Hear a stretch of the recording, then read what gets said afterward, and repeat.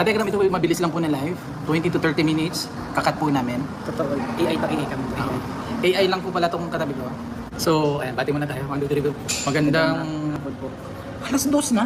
2:30 na nga po. Okay, magandang hapon. 1, 2, 3 go. Magandang hapon po. Mga Kategram. Ayan.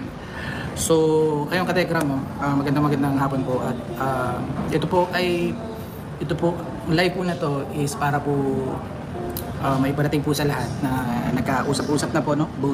Both side. At na-settle naman po yung mga bagay-bagay. And ayan po. Kategram, no? Medyo kalma lang po tayo, no? Lalo na sa comment section.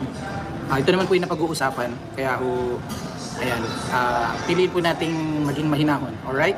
So, ayan. Kuya. Ay, hello. Magandang hapon po sa lahat. Magsalita. Naninibago ka. So, ayun Kategram. At yung pong mga tawag dito, yung mga batuhan po ng kung ano-ano, no, pwede na po natin yung titigil. Pwede na po natin yung bitawan dahil yung mga taong may kinalaman po dun sa issue is nagkausap na po ano. Sino ho dito ang masaya na nagkausap-usap na po kami? Bago na po. Ano? Nasira na yung before? Yung road? Ano ko yun?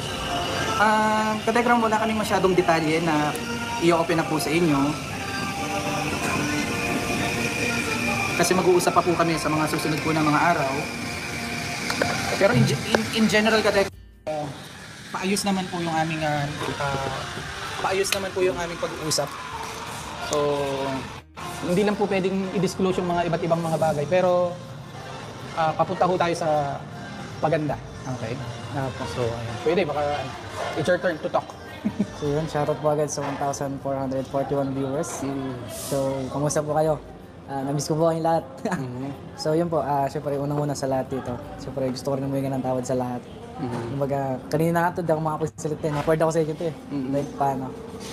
So, yun dito, parang feeling ko din na, yun nga, meron tayong mga kanya-kanya tayong agenda sa buhay. Pero, iba pa rin talaga pag nagkaayos yung dalawang panig. Parang sa basketball. Pag nag-away kayo, hindi kayo mag-a-appear sa dulo. May tension. Pero, sabi nga, kahit may tension, kahit naman sabihin ng ibang tao, kung talagang yung both side is willing na mag-ayos, is okay lang din. Di ba? Yes. So kahit, wala din naman ngayon, hindi natin maiwasan yan kasi nandyan sila eh. Hindi natin maiwasan yung mga taong kung ano sabihin, ganito, ganyan. Pero, nandito naman ako hindi para sa sinasabi nila. Nandito ako para makipag-ayos. Nandito ako para hindi mapakita ng tao. Basta ako hindi po ako andiyan lang po ako. Kung hanggat kaya kong, hanggat nabubuhay po ako, hihingi po ako ng tawad sa mga lahat ng tao. Okay. Totoo ba yun?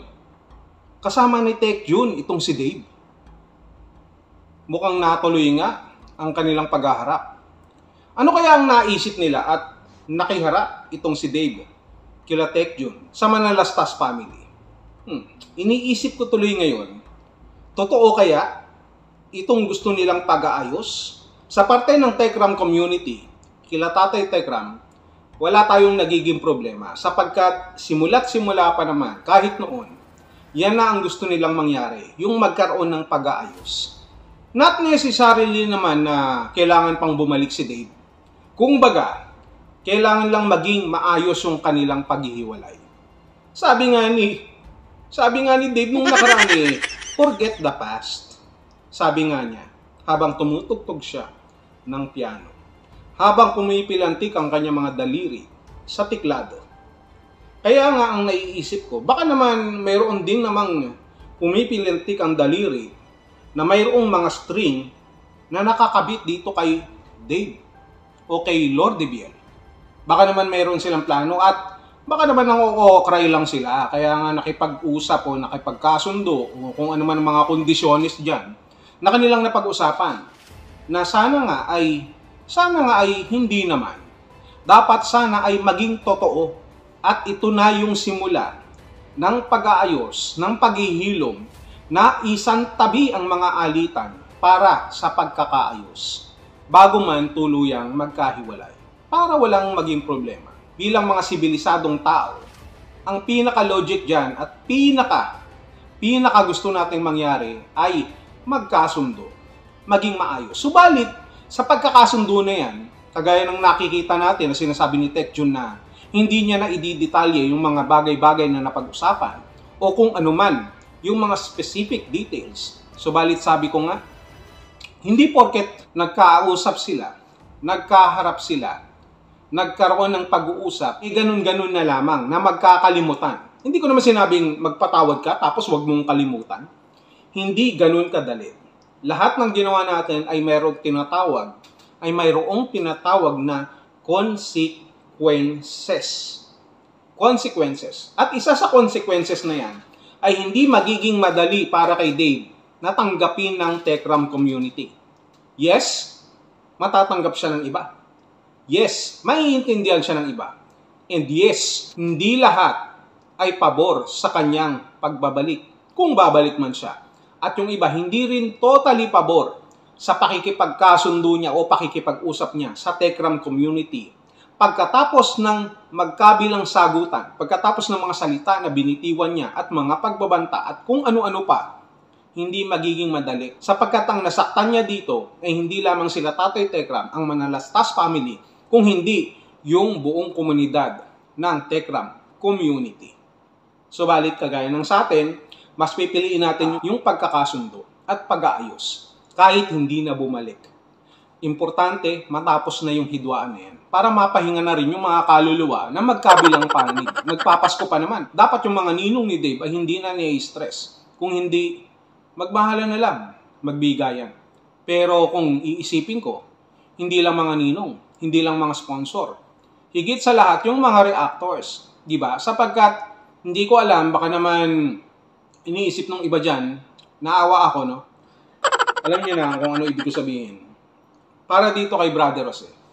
Ano kaya ang pakiramdam ni Brother Jose na ngayon ay nakikipag-usap si Dave kila Tatay Tekram sa Manalastas family, sa Tekram community?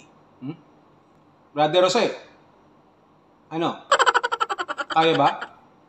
Kinausap mo ba si Dave? Nagpaalam ba sa'yo si Dave? Kinuha niya ba yung iyong opinion? At ikaw ba ay pumayag na, sige lang, okay lang, kausapin mo sila. Ganito ang gawin mo. Baka may ganon. O baka naman nung sinabi mo na, oh, sige, ikaw mayroon niyang desisyon. No? Nasa sayo ang pagpapasya. Nasa sayo ang desisyon kung kakausapin mo sila at makikapagkasundo ka sa kanila. Pero, alam natin, at the back of his mind, dito kay Brother Jose, ang iniisip niyan, parang, pera na, naging bato pa. Kung baga, sa pagkakataon na ito, mukhang mapupurnada pa yung kikitain ni Brother Jose. Mukhang mapupurnada yung pakinabang ni Brother Jose dito kay Dave. Kasi nga, syempre pag nagkasundo na sila Dave, sila Tatay Tekram, hindi na magbabatuhan ng masasakit na salita yan. Hindi na magtitirahan yan. Hindi na magpaparinigan pa yan. Kaya ang mangyayari dito kay Brother Jose, mukhang matatahimik din ang kaluluwa niya pag nagkataon. Diba? Mukhang hindi papabor para sa kanya to. Sa kabila ng lahat na inukupan niya na ang mga posisyon at ang trono ng mga ibang reactors, no? Na nagtatanggol kay Dave. Tapos ganun-ganun lang ang mangyayari. Kinapalan niya na yung mukha niya, no? Nagpakahayop na siya diyan, no? Inalis niya na rin yung kaluluwa niya at konsensya niya. Tapos ganun-ganun lang, maikipagkasundo lang si Dave. Kahit na sabihin natin na, oh, sige lang, okay lang. Sabihin niya kay Dave, no? Pero doon sa puso niya, hinayang na hinayang yan. Kung baga, walang iya ka, Dave. Bakit mo ginawa yun? Okay na, konting-konti na lang, mawi-withdraw na natin yung 1.5 million eh. Naging bato pa. Parang ganun. So, mag-iisip ngayon yan na wala na pala akong mapapakinabangan dito. Baka pwedeng lumipat na lang ako ng ibang komunidad. Saan kaya pa pwedeng mayroong mga naaapi? No? Para naman hindi masayang yung kanilang pagiging api at pagkakitaan ko rin. Parang ganun eh. Kasi magiging masakit sa paningin at pandama at pakiramdam ni Brother Jose yung nakita natin at nakita niya na pakikipag-usap ni Dave dito kay Tech Jun sa Tekram family, sa Tekram community. Diba? Masakit yun, Brother Jose, pero okay lang yan, Brother Jose. Ganun talaga. Okay lang yan. At least, marami ka namang kalabaw, diba? Okay lang yan. Huwag mo nang isama sa mga kalabaw mo si Dave sapagkat hindi hayop si Dave. Hindi. Brother Jose, brother ka pa naman. Pagkatapos ganyan ka. Maging masaya ka na lang dun sa nakikita mong pagsasamang muli nila Tatay Tekram at ni Dave. Kung tutuusin, hindi ka naman din original dyan. Sampid ka lang din naman. Tapos ikaw pa yung pinaka-affected kung sino yung sampid. Diba? Sana sa atin ay magkaroon na ito ng tuldok. Magkaroon ng sinserong pag-uusap kung ano man ang kanilang napag-usapan, naisin natin na ito ay magtuloy-tuloy na at hindi magkaroon ng problema. Na walang ibang motibo, na walang halong ibang intensyon yung pakikipag-usap ni Dave sa Manalastas family. Hindi ba? Kayo, pabor ba kayo sa pagkakasundo na nakikita natin sa pag-uusap, sa mga kondisyones na hindi na natin alam, na sila lamang ang nakakaalam at ipinagkakatiwala na natin ito kila Tatay Tekram? Ano sa tingin nyo? Totoo ba ang ginagawa ni Dave o hindi? Asa sa inyo po ang kasagutan, mga katekram, mga kalinga. Yun lang.